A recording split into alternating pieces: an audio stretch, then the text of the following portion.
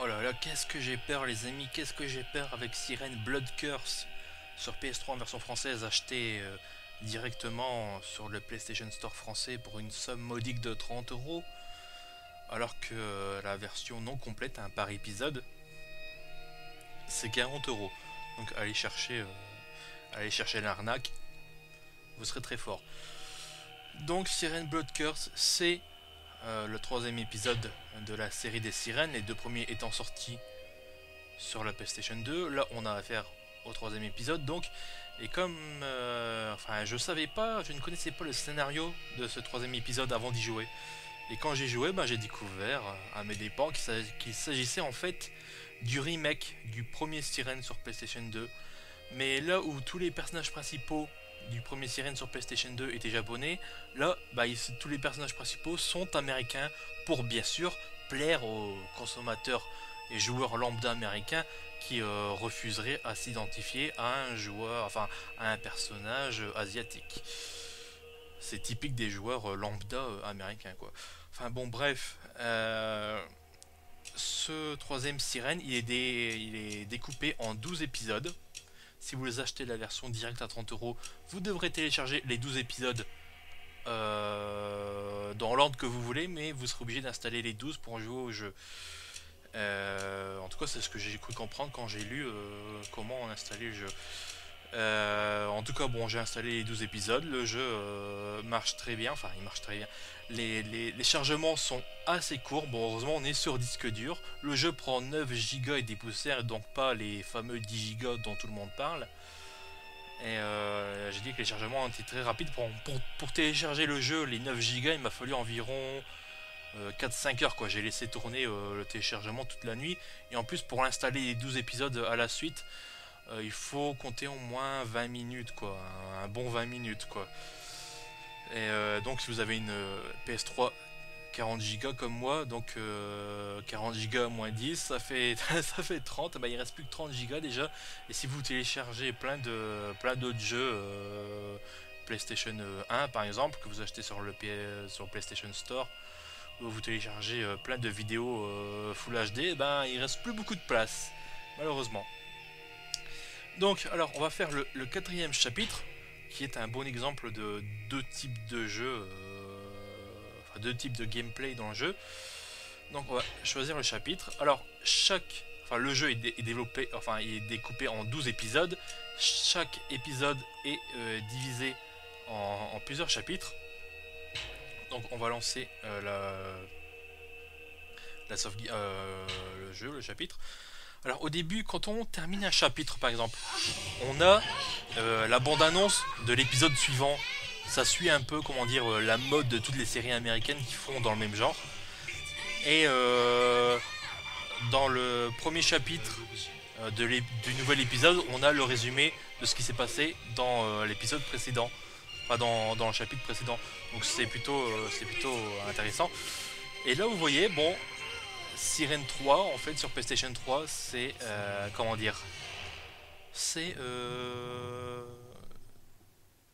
Un jeu PS2 en HD, quoi, voilà. J'ai été vraiment super déçu. Enfin, j'avais déjà traité de la démo dans sa version japonaise, puis dans sa version américaine. Donc, au niveau des graphismes, je me suis dit, bon, ils vont peut-être un peu améliorer ou quoi que ce soit, mais non, ils ont pas amélioré. On en a vraiment. Enfin, le jeu est indigne d'une PS3, ça c'est clair et net. Faut pas vous attendre à un jeu qui utilise les dernières technologies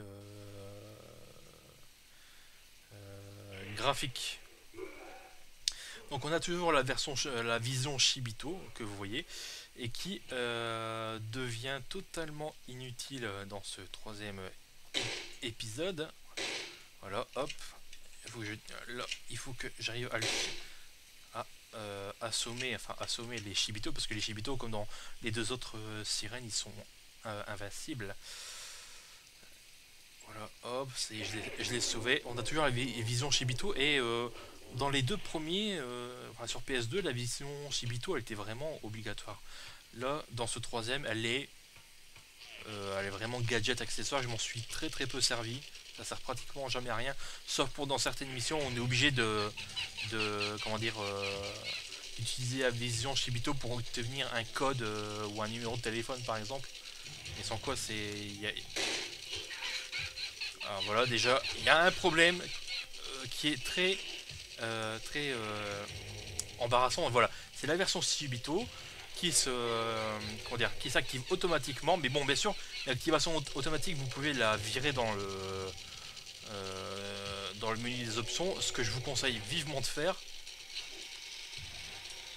Alors toi, je vais... Voilà, hop. Enfin débarrassé.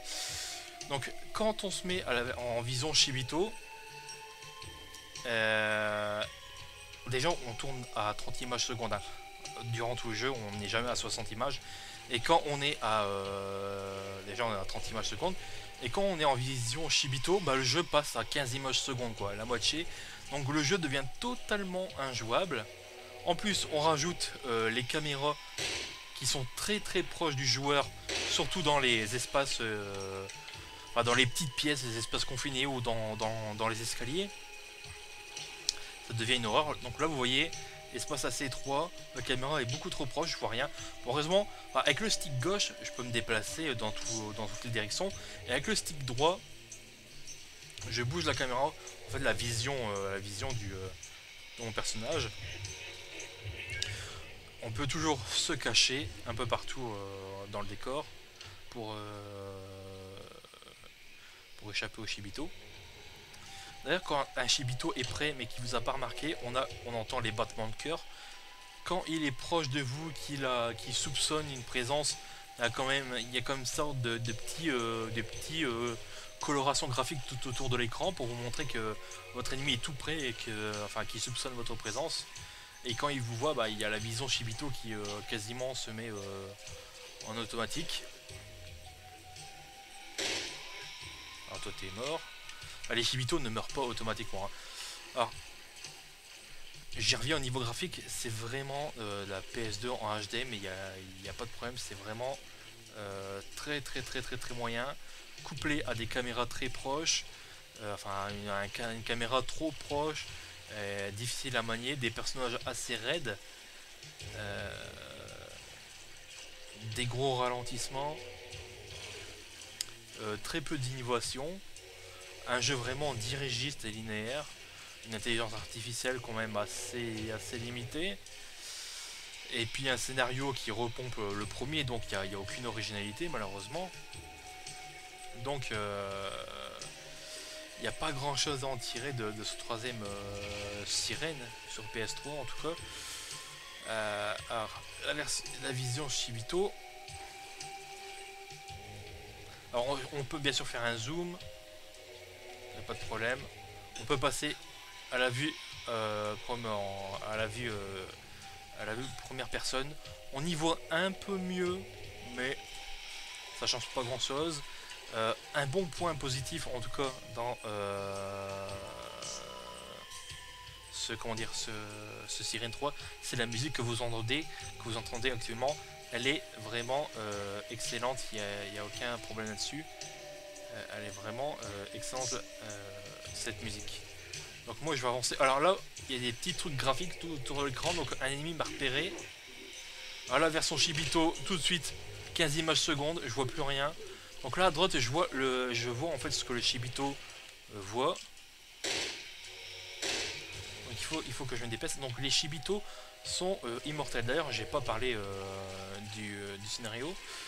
En fait ça se passe en 1976.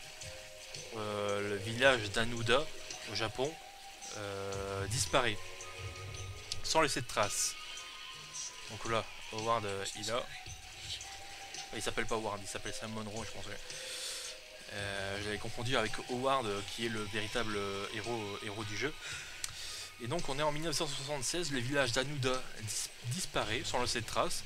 En 2007, une équipe de télé américaine décide de... c'est pas par là que je dois aller.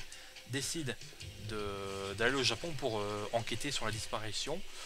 Et ils arrivent au Japon, enfin sur le village, enfin là où le village Anuda a disparu. Ils arrivent en pleine nuit, en pleine forêt, mais ça les dérange pas. Ils continuent, enfin ils commencent